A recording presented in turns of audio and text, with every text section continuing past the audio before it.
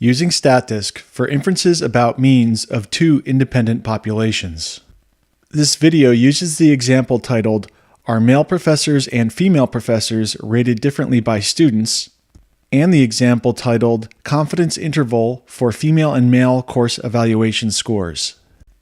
The sample data have been entered into column 1 and column 2 in the Statdisk sample editor. First, click Analysis in the top menu of Statdisk, then select Hypothesis Testing from the drop-down menu. Select Mean Two Independent Samples from the submenu. The selected item is highlighted in blue. The Hypothesis Test Mean Two Independent Samples dialog box now appears in Statdisk. The blinking cursor indicates the input item that is currently selected. Click on any input item in the dialog box to select it, or press the Tab key to move to the next input item. Under Alternative Hypothesis, select the type of test, two-tailed, right-tailed, or left-tailed. Select the option that uses the same symbol as the alternative hypothesis. Select the first option, mean 1 not equal mean 2 for a two-tailed test. Select the second option, mean 1 greater than mean 2 for a right-tailed test. Select the third option, mean 1 less than mean 2 for a left-tailed test. In this example, we select the first option, population mean 1 not equal population mean 2 for a two-tailed test. Next, enter the desired significance level. In this example, we used the default value of 0.05, which is commonly used. If using summary statistics, including the sample size, sample mean, and sample standard deviation, click the Use Summary Statistics tab and proceed to enter those values for sample 1 and sample 2. In this example, we are using sample data, so we click the Use Data tab. Select the columns containing the data for sample 1 and sample 2.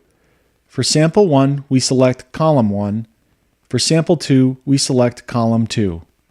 If you know the population standard deviation, which is rare, enter this value for both samples. In this example, we leave the population standard deviations blank.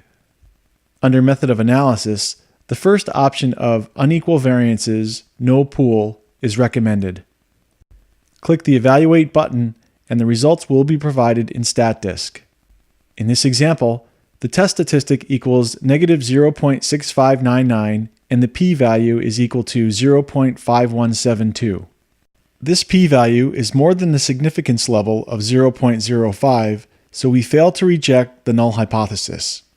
There is not sufficient evidence to warrant rejection of the claim that female professors and male professors have the same mean course evaluation score. The confidence interval is also included in the results. In this example, the confidence interval limits are -0.528 and +0.275. We are 95% confident that the limits of -0.528 and +0.275 actually do contain the difference between the two population means. Because these limits contain 0, the confidence interval suggests that there is not a significant difference between the mean course evaluation score for female professors and the mean course evaluation score for male professors.